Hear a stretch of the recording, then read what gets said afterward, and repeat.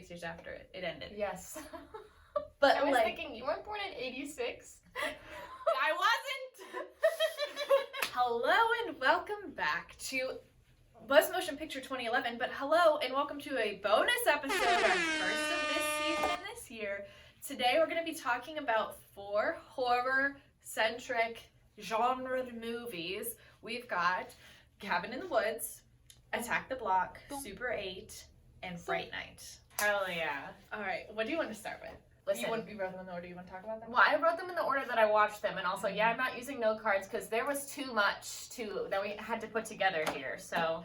This is obviously, for anyone who might just be tuning in for the first time, this is going to be different than our regular type of Best Motion Picture episodes. Yeah, no scores, and I don't think that the marginalized persons discussion we might teeter into is necessary. There's going to be no instant family disclosures. So it's a little bit different. We're just going to be talking about these films. Let's start with Cabin in the Woods because we've both seen it multiple times. Yes. I think I can get it to go down. Do we want to go down? I definitely did not see in theaters. No.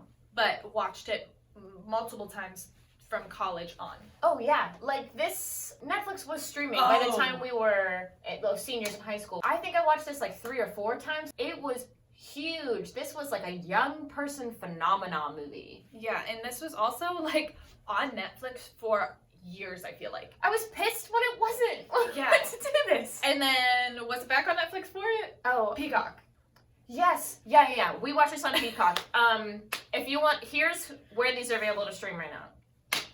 But it was on Netflix for freaking ever. It's played on TV. It's been on Sci-Fi. And I remember one time putting it on TV for whatever reason in college and my mom thinking it was an episode of Supernatural.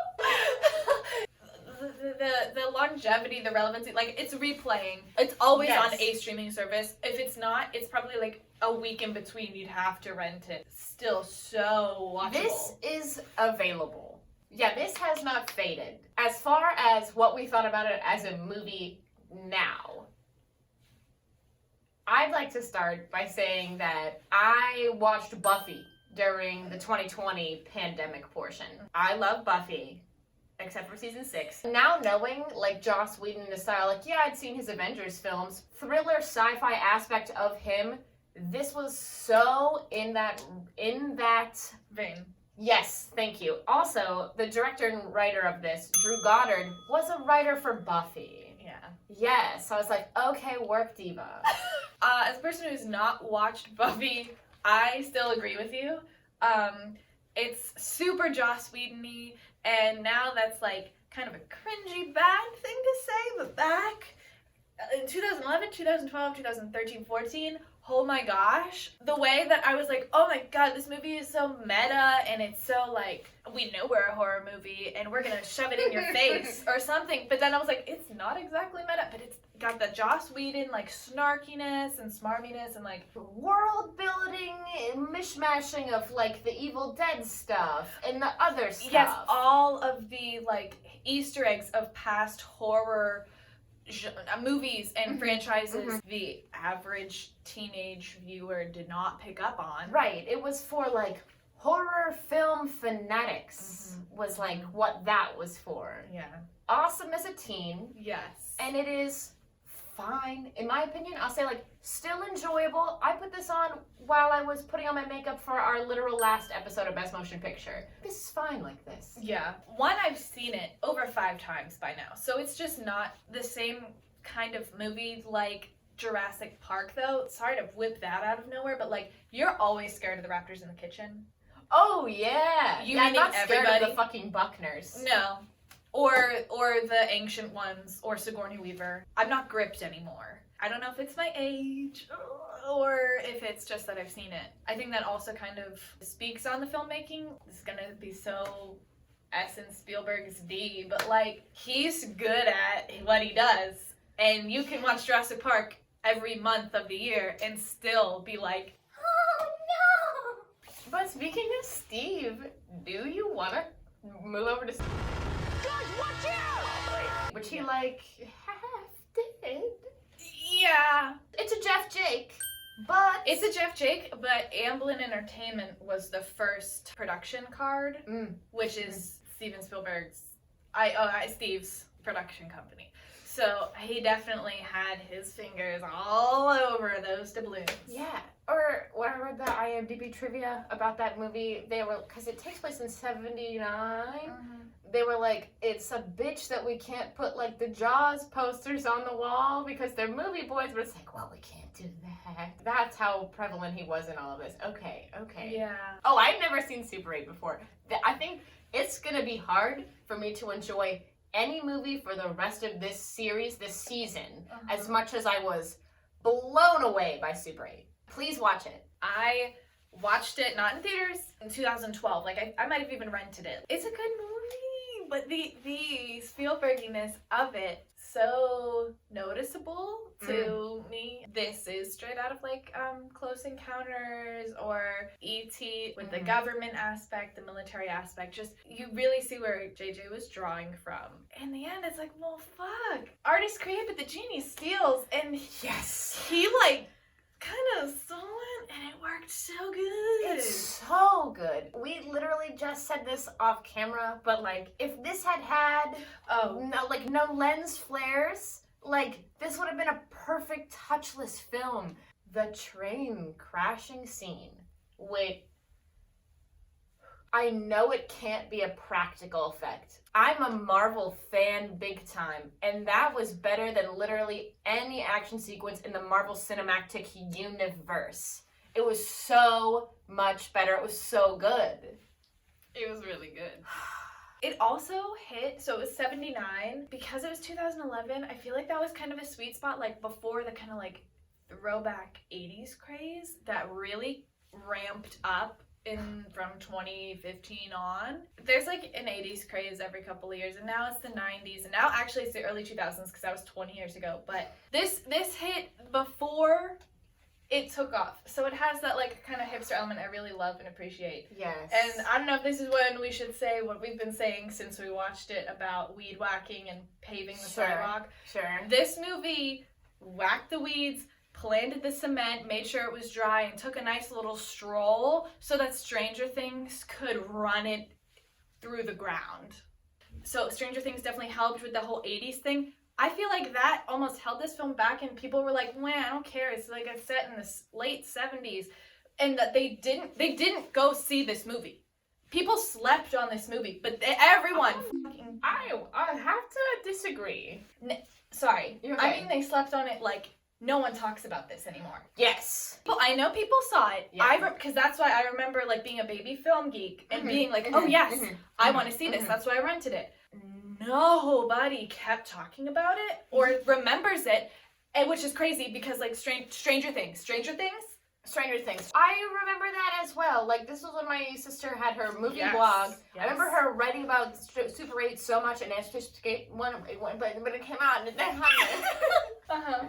It made a ton of money. It made 5.2 times its budget, and it wasn't even released in 3D, Which was very popular. very popular and kind of a big money grab. I was like, good. But so this was 2011, and that's because it was JJ lost in the Star Treks. Like, he was a household name. Yes. But yeah, Super 8 just really... Super 8, super great. Yep. Another excellent transition on me. Let's move from one movie about kids fighting aliens to another movie about kids fighting aliens. Attack the Block. Lovely fireworks. Mom makes alien invasion. Of course it is. What did you think? This was your first time seeing this one. It was my first time seeing this one, and I will say that it exceeded my expectations. I found it at times to be a little like kind of amateur unpolished. Overall, I thought it was funny and interesting. Yeah. And I was like really happy to see boys from the projects fighting aliens because so often it is like the white suburban kids. Yeah. Yes. They go from mugging Jodie Whittaker to like, "You're my neighbor." Mr. Yeah. Rogers being like, Oh. "Won't you be my neighbor?" Like, it was like That arc- really... Moses as a person from the beginning being like, I'm gonna beat the fuck out of that thing, to then being like, I gotta sacrifice my life for all of humanity, I guess. Yeah. I really liked the design and the design choices of the aliens. How they were like Vanta black, like no depth whatsoever. How they didn't have eyes, had the glowing teeth. It exceeded my expectations. It was really entertaining and good. Everything is integral to everything else, and it all connects. It all connected, and it fit that culture. Which, another thing on that IMDb trivia, Joe Cornish, like, studied these kids. Like, he wrote this with kids from this region whose dialect is on the screen right now. You said this when we were watching it. Don't know if all American audiences could necessarily grasp this. No, that's the one. That's a huge point of contention. People have accents everywhere. I know many people that would not be able to watch this movie because they would not understand what they were saying, and or they would not put on the subtitles. Which, the subtitles that, like, we rented this, they were, like, fucked up half the time. Yes. Leaving out words, so that was a whole nother issue. But, like, it's difficult deeply to British. hear for an American. The lighting, the styles. We just talked about Sequences with fog, like, yeah. oh my gosh. This is the only movie that lost money. It had a budget of 13 mil and it only made 6.2. So they, like, lost half of what they invested into it. Wait, sorry, in England. No, that was the worldwide gross. I put the worldwide gross of everything. Okay, how much did it make in England? Domestic, it made $1 million. So, yeah. Okay. That sucks. I know. But like I said, I think a lot of people might not have watched it, though. Right. Or walked out when they would be like, what the fuck are they saying? Out of all 4 of these movies, if you had to say, like, which one lost money, I'd probably choose this one. Yeah. Everything else had something else going for it. Recognizability. Yes. Yeah. And again, we do have very American-centric goggles. That is a terrible vampire name. Jerry? Fright Night. Yeah. Fright Night, 2011. Was this your first time seeing this version? Yes. I have seen the original one time, like 2 months ago. Oh! Yeah. When I talked about it on stream, that was the first time I had seen it. I don't think I saw it in theaters, but I might have. I don't know. I definitely watched it multiple times again, like as an older teen/college student, because I think it's a kind of like fun movie. I fucking love this movie. This movie, having seen the original, this movie has all the fun of a cheaty 80s horror film with all of the, like, things we demand from a big budget movie. Not big budget, but like a non-Marvel Cinematic Western mainstream movie. This was so good. I loved it. I love Colin Farrell. I love Anton Yelchin. I love Toni Collette. I loved Christopher Mintz-Plasse. He's fine. But, like, I loved what they had here. And you love Imogen Poots, right? Yes! Yeah. I was like, Imogen! Say Imogen! And also David Tennant. Oh, fuck yeah. The fun! Oh, he must have had so much He must have had fun. he had the most fun. But RJ, he was like, holy fuck, Colin Farrell, he had a ball. He was probably like Nick Cage level, like having a ball being this like vampire person. And then I was like, but do you see David Tennant though? Because like he's also having the best time. No, he was having the best time in the room. He was the director of fun, okay? Would you believe Colin Farrell was like, this is one of the hardest roles I've had to take yet in my career because this person has no soul. Damn. He did a damn good job. He did such a... This might be controversial, but I'll fight tooth and nail about it. I think Colin Farrell is arguably one of the best actors of our time, maybe the best actor of our time, and I know Daniel Day-Lewis is alive. Have you seen In Bruges? Definitely an interesting take. Yeah, like Daniel Day-Lewis aside. I'll just say him aside, Fright Night. Yeah. Well, no, I'm gonna say one more thing, Okay. but I guess it's about him in Fright Night. I can't remember how old I was when I saw this movie for the first time. I had not seen it in a bit though. Yeah. I was like, why does he make me quake and quiver in this role? Holy fucking shit! But.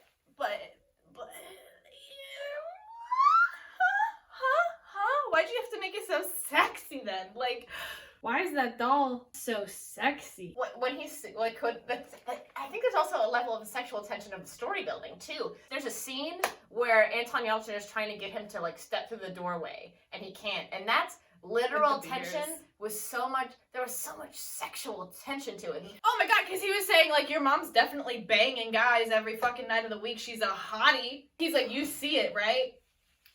That's his mom! Holy shit, though. Such good good. Such Such good. fun. Such good. This is the only non-original story brought to the table in this episode. In the original one, there's so much more about Peter Vincent, and then in this one, it was so much more Amy. There was so much more working together with Amy. There was more with Mom, in my opinion. I think they did just enough to get for Peter Vincent to be like, all right, here's my truth, and I believe you. I think it worked well, and I think it was great for the adaptation. I just liked how the original Jerry was that like businessman who they get in a car accident with that Colin Farrell kills. But this movie, it was a great 80s remake, and I liked how much fun it was. Yeah, I don't know if I have anything else to say about that. I don't know that I do either, which I think brings us to our series is about how movies age through time and how the Academy isn't everything and how certain things can be more relevant today than they were then and how certain things that were super relevant then are pieces of garbage. These are not garbage, and I'd like to think they haven't faded through relevancy and they've helped boost other people into mega stardom. 100%. John Boyega. 4 years after this came out, his Star Wars was coming out, his first Star Wars. And we're not gonna get into the Star Wars right now. Talk about John. I was almost gonna say the quantum leap to go from like this to a Star Wars. Like, he took off. Like, his talent was recognized from this movie and whatever projects else he did. I like looked at basically everyone who was like the top 8 build cast of all of these movies and the director and writer or the writing team of these. A few things on the Major Lazer cartoon the same year that then Star Wars would release. I'd really like to argue the intensity he brings to this role got him in the Star Wars franchise. Okay. Another person, Kyle Chandler, was on Friday Night Lights, which was kind of failing. And then he was in this.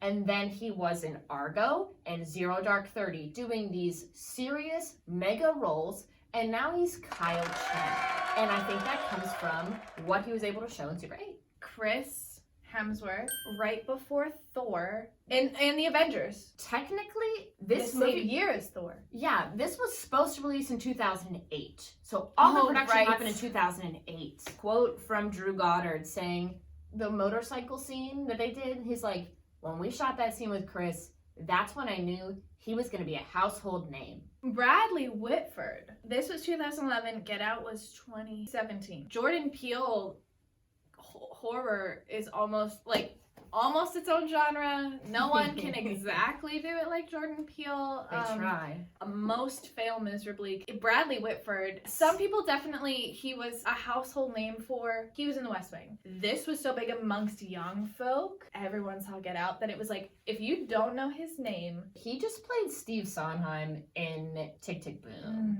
Not to stick too long on Cabin in the Woods, but director Drew Goddard, this was the first time he got to direct.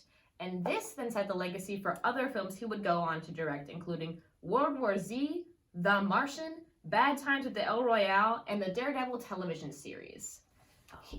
All him, not Joss. Love that for him. I think we should discuss Imogen and Toni Collette. Toni Collette.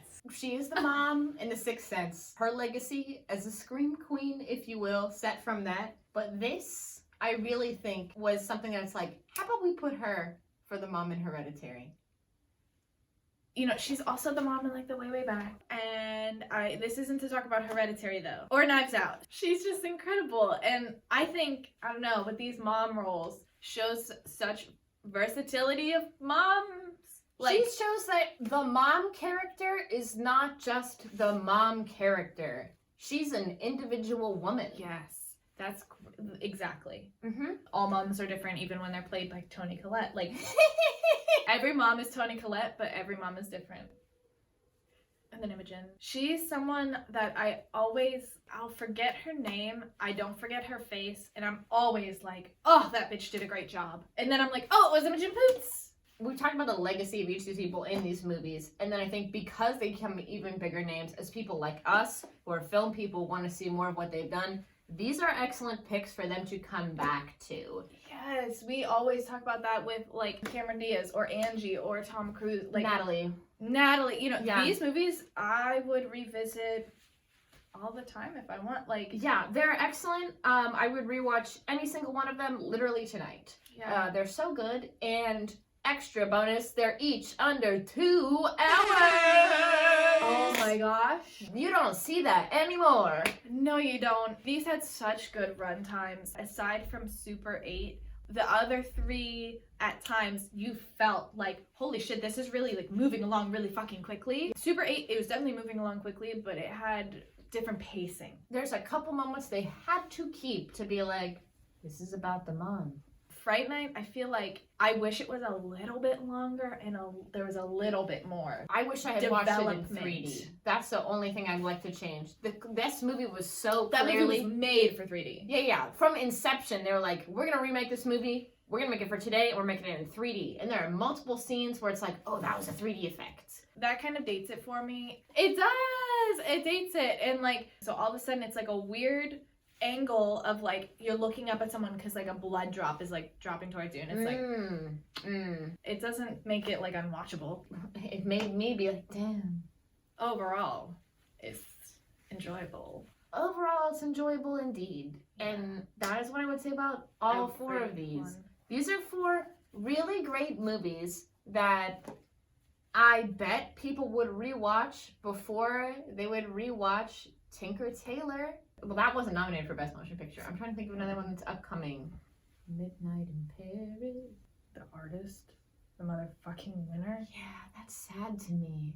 That's sad to me, but that's true. People would watch this over The Artist. People would definitely watch, and they'd be like, and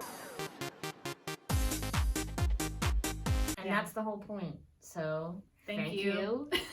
for watching this episode, this bonus episode, Yes. this thriller episode. Next time on Best Motion Picture 2011, we're gonna be watching. Hugo and the Girl with the Dragon Tattoo. Thanks for joining us. Like, comment, subscribe, and share this video and say Little Kids with Alienception. bye!